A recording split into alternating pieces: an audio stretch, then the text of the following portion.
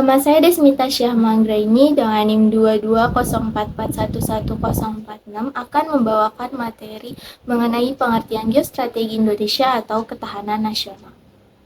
Geostrategi berasal dari kata geografi dan strategi. Geografi merujuk kepada ruang hidup nasional, wadah atau tempat hidupnya suatu bangsa dan negara.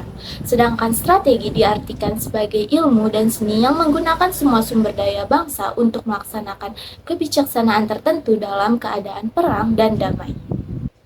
Atas dasar pengertian sederhana di atas, maka bangsa Indonesia memandang geostrategi sebagai strategi dalam memanfaatkan keadaan atau konstelasi geografi negara Indonesia sebagai ruang hidup nasional guna merancang arahan tentang kebijakan dan sasaran pembangunan untuk mencapai kepentingan dan tujuan nasional dalam mewujudkan cita-cita proklamasi bangsa Indonesia. Konsep geostrategi di Indonesia pertama kali diperkenalkan dan digunakan oleh Presiden Soekarno pada tahun 1948. Tujuan geostrategi adalah mengembangkan potensi secara nasional serta membantu menunjang tugas pemerintah Indonesia mulai dari ketertiban, meningkatkan kesejahteraan, kemakmuran, pertahanan, keamanan, keadilan sosial, dan keadilan hukum. Geostrategi Indonesia dirumuskan dalam wujud konsep ketahanan nasional.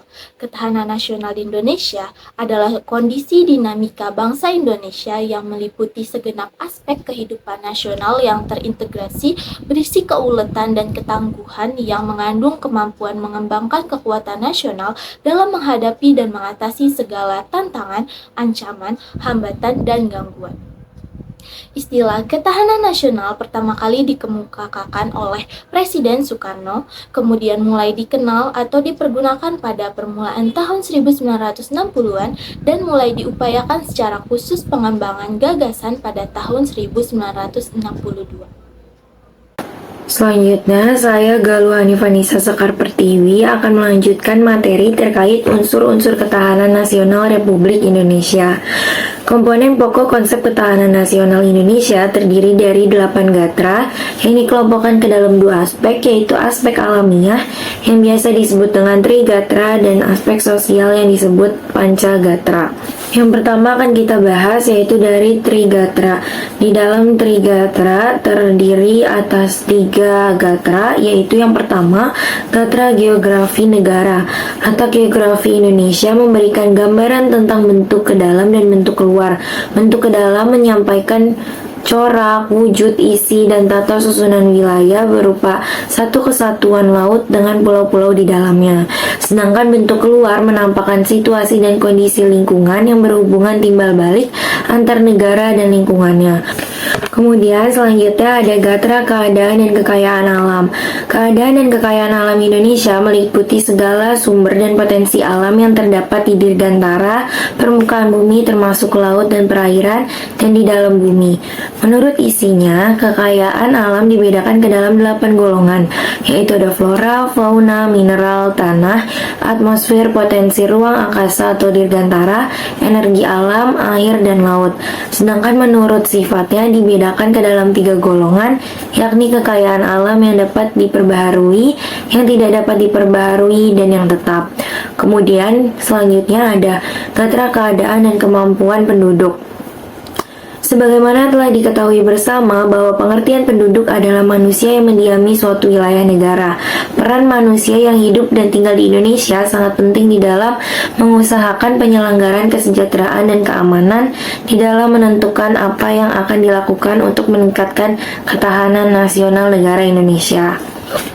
Kemudian aspek selanjutnya ada pancagatra yang terdiri dari 5 gatra, yaitu yang pertama ada gatra ideologi. Ideologi adalah suatu sistem nilai dan kebulatan ajaran yang memberikan motivasi.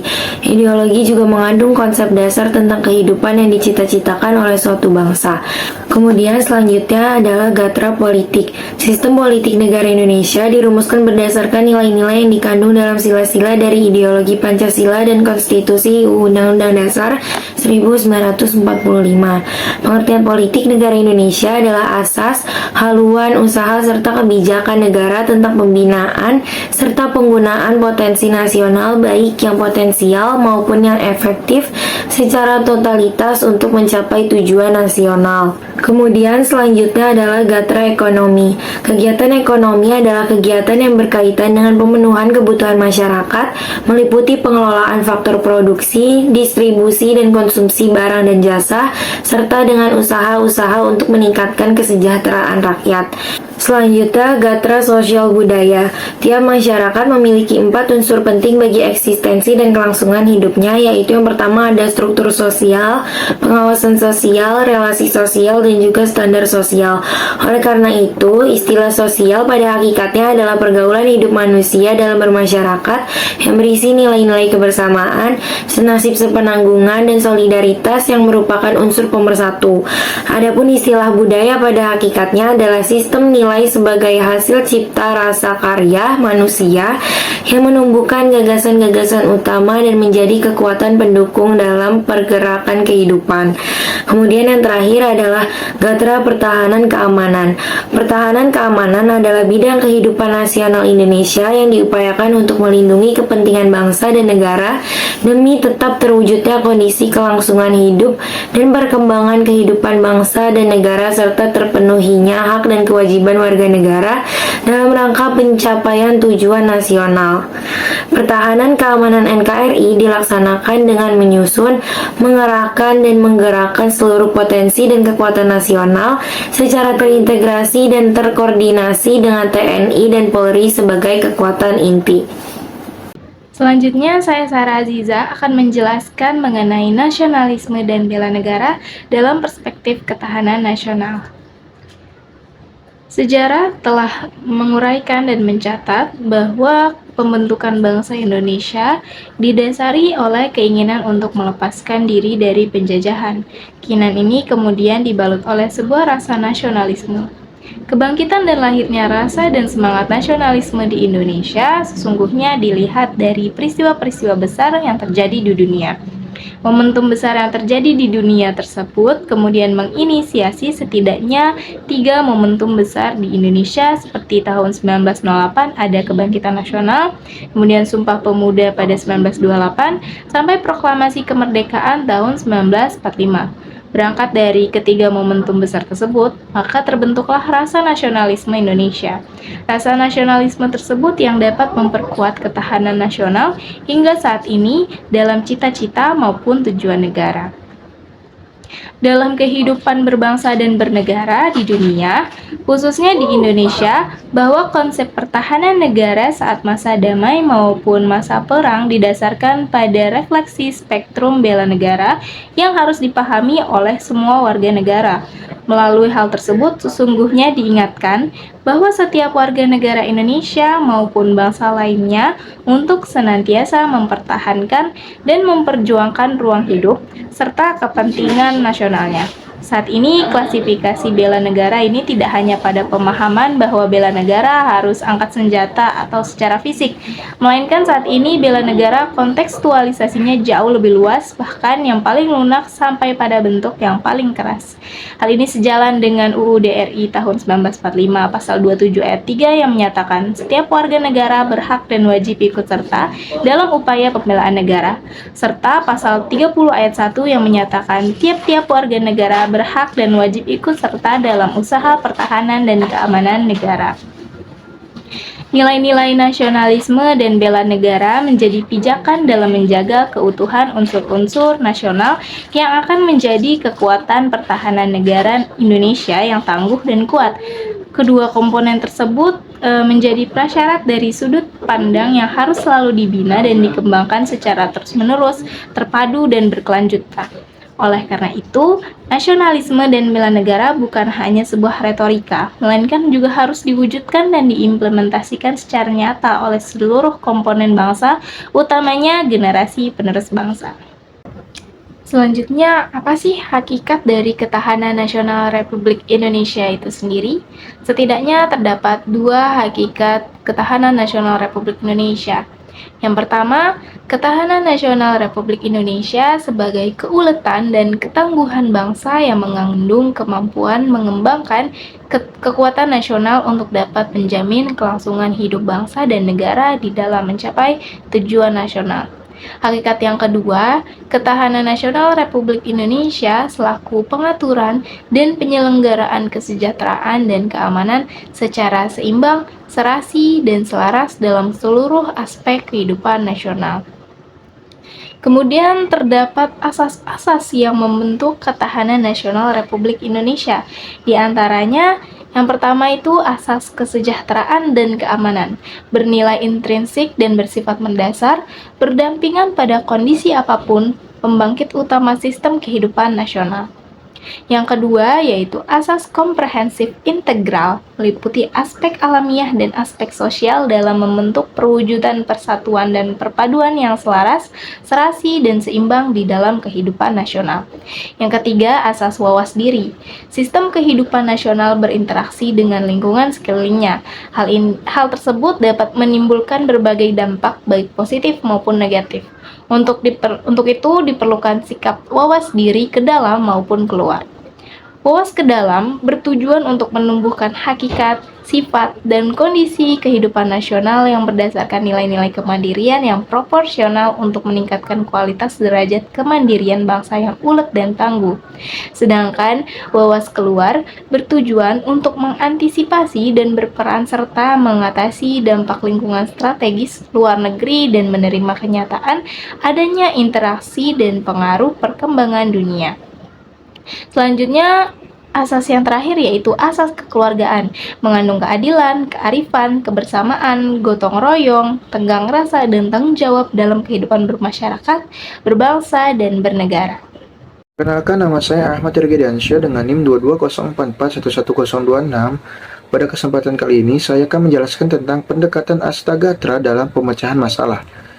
Astagatra merupakan aspek dari ketahanan nasional yang telah dielaborasi yang terdiri dari Trigatra atau aspek ilmiah dan juga Pancagatra atau aspek sosial. Trigatra atau aspek alamiah merupakan potensi dan juga modal bagi bangsa Indonesia dalam melakukan pembangunan. Trigatra ini terdiri dari geografi, demografi, dan juga sumber kekayaan alam. Sedangkan Pancagatra atau aspek sosial merupakan kematangan watak serta moral bagi perkembangan bangsa Indonesia. Pancagatra atau aspek sosial ini terdiri dari ideologi, politik, ekonomi, sosial budaya, dan juga keamanan pertahanan. Selanjutnya adalah ketahanan nasional. Ketahanan nasional adalah kondisi dinamis yang merupakan integrasi dari kondisi tiap aspek kehidupan bangsa dan juga bernegara. Dengan demikian, ketahanan nasional Indonesia akan semakin kuat dan juga kokoh jika dilakukan upaya pembinaan dan juga pengembangan terhadap setiap aspek atau gatra yang secara terencana, terpadu, dan juga berkesinambungan. Selanjutnya adalah pembinaan ketahanan nasional. Pembinaan ketahanan nasional dilakukan dengan menggunakan pendekatan Astagatra yang merupakan keseluruhan dari aspek-aspek kehidupan bangsa dan juga negara Indonesia. Di dalam pembinaan ketahanan nasional ini terdapat macam-macam pembinaan yang ada di Indonesia. Yang pertama adalah pembinaan terhadap aspek sosial. Pembinaan terhadap aspek sosial penting dilakukan sebab aspek ini bersifat dinamis dan juga lebih mudah berubah, termasuk juga dalam intangible factor.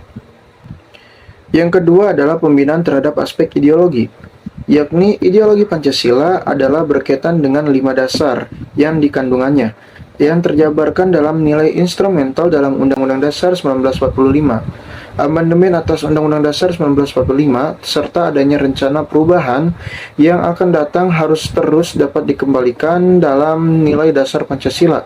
Dalam hal ini, Pancasila tetap ditempatkan sebagai kaidah penuntun hukum, termasuk Undang-Undang Dasar 1945.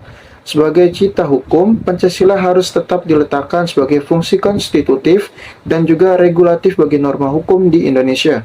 Di sisi lain, pendidikan mengenai ideologi Pancasila perlu terus dijalankan dalam sistem pendidikan nasional. Yang ketiga adalah pembinaan terhadap aspek politik. pembinaan terhadap aspek politik mengarah pada sistem politik demokrasi dan budaya demokrasi. Pengembangan sistem politik ini diarahkan pada penyempurnaan struktur politik yang difokuskan pada proses pelembagaan demokrasi dengan menata hubungan antara kelembagaan politik dengan kelembagaan pertahanan keamanan dalam kehidupan bernegara. Di sisi lain, pengembangan budaya politik yang difokuskan pada penanaman nilai-nilai demokratis terus diupayakan melalui penciptaan kesadaran budaya dan penanaman nilai-nilai politik demokratis, terutama pada penghormatan nilai-nilai HAM, nilai-nilai persamaan, anti kekerasan, serta nilai-nilai toleransi. Melalui berbagai wacana dan juga media, upaya untuk mewujudkan berbagai wacana dialog bagi peningkatan kesadaran mengenai pentingnya memelihara persatuan bangsa. Jika kehidupan politik ini berlangsung secara demokratis dan juga stabil, maka ketahanan politik bangsa akan terjaga dengan baik. Yang keempat adalah pembinaan terhadap aspek ekonomi. Pembinaan terhadap aspek ekonomi ini diarahkan pada landasan yang bertumpu pada kekuatan pertumbuhan ekonomi dan juga pemerataan serta stabilitas ekonomi. Pertumbuhan ekonomi yang tinggi jika hanya dinikmati oleh sebagian masyarakat justru dapat melemahkan ketahanan bangsa. Oleh karena itu, pengembangan ekonomi ini harus dilakukan dengan pendekatan yang secara menyeluruh dan seimbang, konsisten, dan adil, sehingga kemiskinan yang terjadi bukan sekedar karena belum terpenuhinya kebutuhan pokok, tetapi karena tidak adanya hak dan akses untuk memenuhi kebutuhan pokok tersebut. Akses tidak hanya mencakup ketersediaan pasokan kebutuhan pokok yang berkualitas sesuai dengan lokasi kebutuhan, tetapi juga keterjangkauan harganya dan keamanan pasokan sepanjang waktu. Karena rakyat Indonesia akan menjadi sejahtera bila hak dan aksesnya untuk memenuhi kebutuhan dasarnya terjamin dengan baik. 5 adalah pembinaan terhadap aspek sosial budaya. Dibutuhkannya pembinaan terhadap aspek sosial budaya ini karena munculnya ancaman, yaitu mudahnya infiltrasi nilai-nilai budaya barat yang sekuler, liberal, dan juga materialistik ke masyarakat Indonesia. Pembinaan yang dilakukan terutama dengan meningkatkan pemahaman, kesadaran, dan penghargaan terhadap nilai-nilai budaya bangsa sendiri. Salah satunya adalah nilai luhur budaya Pancasila yang selalu menjaga keseimbangan serta keharmonisasian antara hubungan manusia dengan dirinya, dengan masyarakat, dengan Tuhan, serta keseimbangan antara kemajuan fisik material dengan kesejahteraan mental, spiritual, dan juga keseimbangan antara kepentingan dunia dengan akhirat. Dan yang keenam adalah pembinaan terhadap aspek pertahanan dan keamanan. Kepentingan nasional Indonesia yang vital dan juga permanen adalah tetap tegak dan utuhnya NKRI yang berdasarkan Pancasila dan Undang-Undang Dasar 1945. Dalam mewujudkan kepentingan nasional tersebut, pertahanan negara Indonesia diselenggarakan untuk menangkal dan mencegah segala bentuk ancaman dan gangguan, baik yang bersumber dari luar maupun dari dalam negeri. Dalam mewujudkan komitmen bangsa Indonesia yang anti penjajahan dan penindasan suatu bangsa terhadap bangsa yang lain, orientasi penyelenggaraan pertahanan negara diarahkan untuk sebesar-besarnya mewujudkan daya tangkal bangsa yang handal. Potensi ancaman bagi ketahanan bangsa di era global. Pertama, ancaman. Nah, konsep pengertian ancaman ini sudah tertuang dalam 2 undang-undang. Yang pertama ada Undang-Undang Nomor 3 Tahun 2002 tentang Pertahanan Negara dan Undang-Undang Nomor 34 Tahun 2004 tentang Tentara Nasional Indonesia. Nah, dalam Undang-Undang Nomor 3 Tahun 2002 tentang Pertahanan Negara, definisi ancaman itu adalah setiap usaha dan kegiatan baik dari dalam maupun luar negeri yang dinilai membahayakan kedaulatan negara, keutuhan wilayah negara, dan keselamatan segenap bangsa. Nah, lalu dalam Undang-Undang Nomor 34 Tahun 2004 tentang Tentara Nasional Indonesia, istilah ancaman juga sama, yaitu setiap upaya dan kegiatan baik dari dalam maupun luar negeri yang dinilai mengancam atau membahayakan kedaulatan negara, keutuhan wilayah negara, dan keselamatan segenap bangsa. Nah, ancaman sendiri itu dibagi menjadi 2, yaitu ancaman militer, baik yang bersenjata maupun yang tidak bersenjata, dan ancaman non-militer. Ancaman militer. Ancaman militer adalah ancaman yang menggunakan kekuatan bersenjata yang terorganisir yang dinilai mempunyai kemampuan yang membahayakan kedaulatan negara, keutuhan wilayah negara, dan keselamatan segenap bangsa. Bentuk ancaman militer. Yang pertama itu ada agresi. Agresi adalah salah satu bentuk ancaman militer yang dilakukan menggunakan kekuatan bersenjata oleh negara lain terhadap suatu negara. Nah, contohnya itu kayak invasi. Nah, invasi ini kayak bentuk agresi yang paling skalanya tuh besar dengan menggunakan kekuatan militer bersenjata yang dikerahkan untuk menyerang atau menduduki wilayah negara.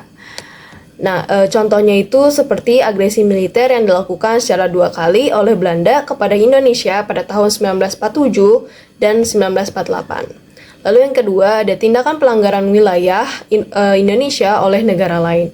Pelanggaran wilayah merupakan suatu tindakan memasuki wilayah tanpa izin, baik oleh pesawat terbang, tempur, maupun kapal-kapal perang. Nah, contohnya ancaman militer pelanggaran wilayah adalah berlangsungnya kegiatan kapal nelayan Cina yang masuk ke dalam wilayah perairan Indonesia, tepat di kawasan zona ekonomi eksklusif atau ZEE di Natuna. Lalu yang ketiga, ada pemberontakan bersenjata. Nah, pemberontakan tersebut pada dasarnya itu merupakan ancaman yang timbul dan dilakukan oleh pihak-pihak tertentu di dalam negeri. Tetapi, pemberontakan bersenjata tidak jarang disokong oleh kekuatan asing, baik secara yang terbuka maupun secara tertutup atau tersamar. Salah satu pemberontakan yang terjadi di Indonesia itu ada PRRI atau Permesta pada tahun 1950. Lalu yang keempat ada sabotase. Nah, Indonesia ini memiliki sejumlah objek vital yang nasional dan instalasi strategis yang rawan terhadap aksi sabotase sehingga harus dilindungi. Nah, aksi-aksi sabotase tersebut didukung oleh adanya kemajuan ilmu pengetahuan dan teknologi yang dimanfaatkan oleh pihak-pihak lawan untuk merancang ancaman sehingga memiliki intensitas yang lebih tinggi dan kompleks. Lalu yang kelima ada spionase. Nah, spionase merupakan kegiatan dari intelijen yang dilakukan untuk mendapatkan informasi atau rahasia militer atau negara. Nah, kegiatan tersebut merupakan bentuk ancaman militer yang memerlukan penanganan secara khusus dengan pendekatan kontraspionase untuk melindungi kepentingan pertahanan dari kebocoran yang akan dimanfaatkan oleh pihak lawan. Lalu, tindakan spionase yang pernah terjadi di Indonesia itu adalah kasus penyadapan Indonesia Intelligence Australia pada tahun 2013. Lalu, aksi teror bersenjata. Aksi teror bersenjata ini merupakan bentuk kegiatan terorisme yang mengancam keselamatan bangsa bagi menebarkan rasa ketakutan yang mendalam serta menimbulkan korban tanpa rasa mengenal kemanusiaan. Lalu, aksi teror bersenjata ini di Indonesia itu pernah terjadi, yaitu kejadian bom Bali pada tahun 2002 dan 2005. Lalu yang terakhir ada konflik komunal. Nah, konflik komunal ada konflik yang merujuk pada perselisihan antar agama, etnis, bahkan dalam identifikasi yang lebih sempit. Nah, konflik komunal pada dasarnya itu merupakan gangguan keamanan dalam negeri yang terjadi antar kelompok masyarakat. Nah, konflik komunal yang terjadi di Indonesia itu adalah konflik Dayak Madura di Kalimantan Barat dan Tengah pada tahun 2001. Ancaman non-militer. Ancaman non-militer adalah ancaman yang menggunakan faktor-faktor non-militer yang dinilai mempunyai kemampuan membahayakan kedaulatan, keutuhan wilayah negara, dan keselamatan segenap bangsa. Nah, ancaman non-militer ini dapat berdimensi ideologi, politik, ekonomi, sosial budaya, teknologi dan informasi, serta keselamatan umum. Yang pertama itu ada ancaman berdimensi ideologi. Nah, ancaman non-militer berdimensi ideologi adalah gerakan kelompok radikal dengan motif dalih agama, etnik, atau kepentingan rakyat. Nah, gerakan kelompok radikal ini merupakan salah satu ancaman yang nyata. Lalu yang kedua ada ancaman berdimensi politik. Nah, dalam perspektif pertahanan Indonesia, politik merupakan instrumen utama yang dapat menjadi penentu damai atau perang. Nah, ancaman yang berdimensi politik ini bersumber dari dalam negeri, itu dapat berupa penggunaan kekuasaan, berupa mobilisasi massa untuk menumbangkan suatu pemerintahan yang berkuasa atau menggalang kekuatan politik untuk melemahkan kekuasaan pemerintah. Nah, ancaman separatisme ini merupakan bentuk ancaman politik yang timbul di dalam negeri.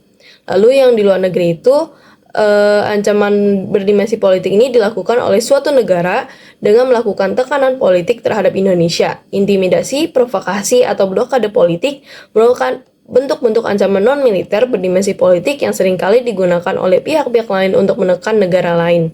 Lalu yang ketiga ada ancaman berdimensi ekonomi. Nah, pada dasarnya ancaman berdimensi ekonomi ini dapat dikelompokkan menjadi dua, yaitu internal dan eksternal. Nah, yang internal itu dapat berupa inflasi dan pengangguran yang tinggi, infrastruktur yang tidak memadai, penetapan sistem ekonomi yang belum jelas, ketimpangan distribusi pendapatan, dan ekonomi biaya tinggi. Nah, sedangkan yang secara eksternal itu dapat berbentuk indikator kinerja ekonomi yang buruk, daya saing yang rendah, ketidaksiapan menghadapi era globalisasi, dan tingkat dependensi yang cukup tinggi terhadap asing. Lalu ada ancaman berdimensi sosial budaya. Nah, ancaman berdimensi sosial budaya ini dapat dibedakan atas ancaman dari dalam dan ancaman dari luar. Nah, ancaman dari dalam ini didorong oleh isu-isu kemiskinan, kebodohan, keterbelakangan, dan ketidakadilan. Nah, isu tersebut menjadi titik pangkal timbulnya permasalahan kayak seperti separatisme, terorisme, kekerasan yang melekat dan berakar, dan bencana akibat perbuatan manusia. Lalu ancaman dari luar timbul bersamaan dengan dinamika yang terjadi dalam format globalisasi dengan penetrasi nilai-nilai budaya dari luar negeri yang sulit dibendung untuk mempengaruhi nilai-nilai di Indonesia. Lalu yang ada ancaman berdimensi teknologi dan informasi. Nah, seiringnya dengan kemajuan iptek tersebut, berkembang pula dengan kejahatan yang memanfaatkan kemajuan iptek tersebut. Nah, antara lain itu seperti kejahatan cyber dan kejahatan perbankan. Nah, kondisi yang lain itu berimplikasi menjadi ancaman adalah lambatnya perkembangan kemajuan iptek di Indonesia. Lalu, ada ancaman berdimensi keselamatan umum.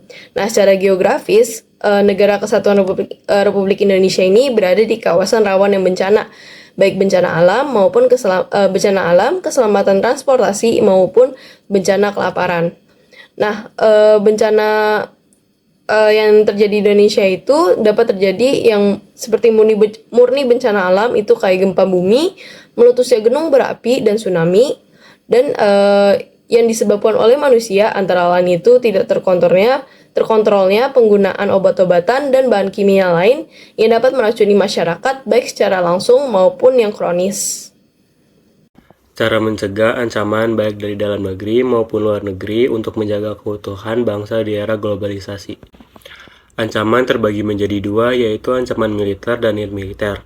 Ancaman militer, yang pertama itu pembangunan sistem pertahanan negara. Dengan adanya pembangunan sistem pertahanan negara yang terintegrasi terdiri atas pertahanan militer dan pertahanan nirmiliter, diarahkan untuk mensinergikan dan meningkatkan efektivitas serta efisiensi koordinasi dalam menyelenggarakan pertahanan negara. Yang kedua, menyusun pertahanan berlapis dalam ancaman militer.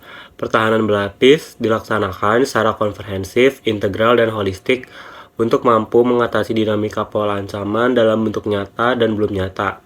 Strategi pertahanan berlapis diimplementasikan dan dikembangkan untuk menangkal, mengatasi, dan mengurangi berbagai ancaman yang dari ancaman militer dan nirmiliter, yang mensinergikan pertahanan militer dan pertahanan nirmiliter.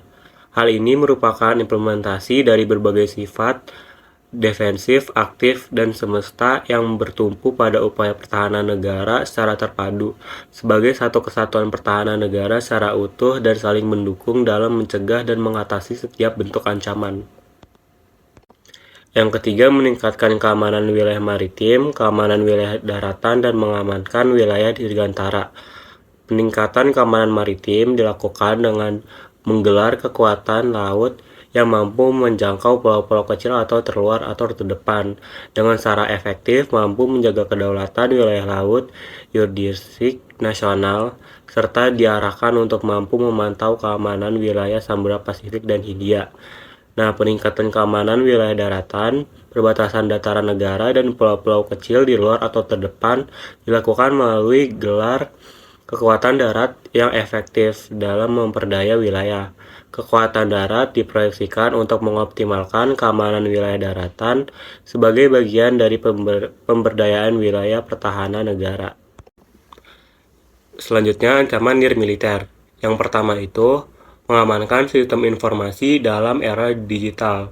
Langkah penanganan insiden keamanan informasi harus dilakukan secara baik di tingkat organisasi, sektor tertentu, maupun di tingkat nasional. Diperlukan adanya kebijakan tata kelola layanan keamanan informasi. Hal ini meliputi pemantauan keamanan informasi, pengembangan kelembagaan, dan pembinaan kompetensi dalam mengulangi ancaman keamanan informasi dalam berbagai bentuk.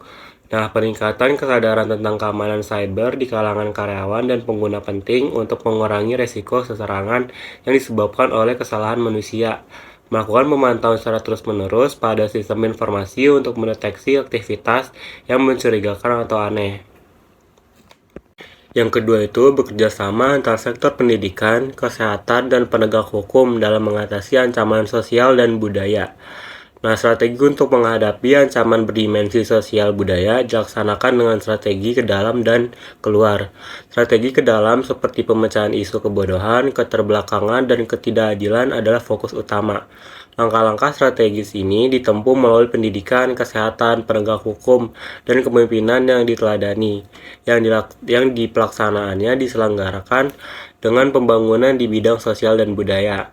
Pendidikan tidak hanya bertujuan untuk mementingkan ilmu pengetahuan, tetapi harus dapat menanamkan hal fundamental, yakni wawasan kebangsaan, rasa cinta tanah air, nasionalisme, dan patriotisme. Sektor kesehatan harus benar-benar menjalankan fungsinya sebagai layanan publik untuk mengatasi permasalahan di bidang kesehatan bagi pendekatan masyarakat Indonesia yang berkualitas. Konsep layanan kesehatan masyarakat harus dapat dikemas dalam rangka mempercepat pemberantasan kemiskinan, terutama dalam sektor memberi pelayanan kesehatan kepada masyarakat yang tingkatnya ekonominya rendah. Pendekatan hukum yang efektif harus dilaksanakan dari pembenahan kinerja aparat penegak hukum, sehingga memberikan kepercayaan kepada masyarakat. Strategi dari luar untuk menghadapi ancaman dari luar dilakukan dengan cara mengekspor produk-produk budaya Indonesia, antara lain dalam bentuk sektor film, musik, kesenian, bahasa yang berkarakter Indonesia ke negara tetangga dan negara-negara luar kawasan agar nilai-nilai keindonesiaan makin lama dapat mempengaruhi globalisasi. Pendidikan dan kesehatan juga harus dapat meningkatkan persaingannya di bidang mutu layanan dan manajemen pengelolaan sehingga menjadi komoditas yang mampu bersaing dengan pihak asing di era globalisasi. Yang ketiga, meningkatkan sistem pertahanan negara dalam menghadapi ancaman berdimensi ekonomi. Sistem pertahanan negara dalam menghadapi ancaman berdimensi ekonomi dilaksanakan dengan membangun ketahanan di bidang ekonomi melalui pertahanan sistem ekonomi nasional yang sehat dan berdaya saing. Sasaran pembangunan di bidang ekonomi adalah pertumbuhan ekonomi yang cukup tinggi bagi perwujudan stabilitas ekonomi yang memberi efek kesejahteraan dan penangkalan yang efektif, sekaligus mampu menjadi pemenang dalam era globalisasi. Dalam kerangka pertahanan negara, aspek ekonomi memiliki peran vital dalam pembangunan pertumbuhan yang cukup tinggi, yang memungkinkan pembangunan pertahanan dapat ditingkatkan. Kondisi perekonomian nasional yang cukup tinggi niscaya menjadi daya tangkal pertahanan yang cukup efektif. Baiklah, untuk materi selanjutnya mengenai implementasi ketahanan nasional dalam bidang politik, sosial budaya, dan hukum akan dilanjutkan oleh saya, Adelia Wahyu Pratiwi. Untuk yang pertama, kita akan membahas terlebih dahulu mengenai implementasi ketahanan nasional dalam bidang politik, yang mana akan melibatkan berbagai aspek yang penting untuk memastikan stabilitas politik, keamanan, partisipasi masyarakat dalam pengambilan keputusan politik. Nah, beberapa tindakan yang dapat dilakukan dalam implementasi ketahanan nasional di bidang politik ini, antara lain dapat dimulai melalui kegiatan yang dapat meningkatkan partisipasi masyarakat dalam hal politik, yaitu dengan melaksanakan pemilu secara berkala. Hal ini dapat memperkuat demokrasi dan memperkuat ketahanan nasional dalam pengambilan keputusan politik. Nah, selanjutnya pemerintah juga perlu memperhatikan sistem birokrasi yang efisien. Efisiensi birokrasi ini dapat dilakukan dengan penataan tanggung jawab yang sesuai dengan fungsinya. Adapun dalam hal politik yang tidak jauh dengan hukum dan kekuasaan, dalam hal ini pemerintah juga harus memberikan perlakuan hukum yang adil. Nah, untuk yang kedua ini kita akan membahas mengenai implementasi ketahanan nasional dalam bidang sosial dan budaya. Dalam implementasi ketahanan nasional di bidang sosial dan budaya terdapat beberapa hal atau sebuah program yang dapat dilakukan untuk menjaga dan mengembangkan kekuatan nasional serta menghadapi tantangan yang mungkin dihadapi saat ini. Antara lain, satu itu ada program pelestarian budaya daerah seperti seni tari, musik, kerajinan, bahasa, dan lain-lain di setiap provinsi. Nah, dengan diadakannya program ini diharapkan dapat melestarikan sekaligus memperkaya keberagaman budaya yang ada di Indonesia. Kemudian yang kedua ini ada program pendidikan multikultural dan toleransi beragama untuk menumbuhkan sikap saling menghormati. Dengan ada sikap toleransi, diharapkan para generasi muda akan lebih mudah dalam meningkatkan kesadaran dan pemahaman akan keberagaman budaya sejak dini. Kemudian yang ketiga ini program-program seni dan budaya skala nasional dan internasional untuk meningkatkan citra positif Indonesia di mata dunia. Pemerintah dapat menyelenggarakan berbagai festival seni dan budaya tingkat nasional, seperti Parade Tari Nusantara, pameran kain tradisional, festival film Indonesia, dan sebagainya. Kemudian yang keempat ini ada program besar pemerintah dalam bentuk pengembangan destinasi wisata budaya dan penyelenggaraan event budaya berskala internasional. Dalam program ini pemerintah pusat maupun daerah dapat berkolaborasi dengan komunitas lokal untuk mengembangkan desa-desa dan situs-situs bersejarah menjadi destinasi wisata unggulan dengan tetap menjaga keaslian budayanya. Baik, untuk yang ketiga, di sini tuh ada implementasi ketahanan nasional dalam bidang hukum. Salah satunya, aspek ketahanan nasional yaitu aspek hukum yang memainkan peranan kunci dalam mendukung terwujudnya ketahanan nasional yang tangguh. Adapun beberapa hal yang dapat dilakukan terkait implementasi ketahanan nasional dalam bidang hukum, antara lain, yang pertama ada pembentukan peraturan perundang-undangan yang mendukung ketahanan nasional. Dengan adanya payung hukum yang jelas, maka pengelolaan ketahanan nasional akan lebih terarah dan sistematis. Kemudian yang kedua ini ada penguatan kelembagaan yang menangani ketahanan nasional. Nah, penguatan kelembagaan juga akan meningkatkan efektivitas program-program yang direncanakan. Nah, yang ketiga ini ada peningkatan kualitas aparatur hukum. Aparatur penegak hukum seperti polisi, jaksa, hakim, dan pengacara harus senantiasa meningkatkan kapasitasnya. Peningkatan kapasitas ini mencakup peningkatan kualitas SDM, penguasaan ilmu dan teknologi, serta pemahaman terkait isu-isu strategis ketahanan nasional. Kemudian yang keempat ini ada pemberantasan korupsi dan kejahatan terorganisir. Nah, ancaman terbesar ketahanan nasional ini kan berasal dari tindak pidana korupsi dan kejahatan terorganisir. Oleh karena itu, upaya pemberantasan korupsi dan kejahatan terorganisir ini harus digalakkan. Pemerintah perlu meningkatkan koordinasi antar instansi terkait dalam upaya pencegahan dan penindakan tindak pidana yang mengancam ketahanan nasional.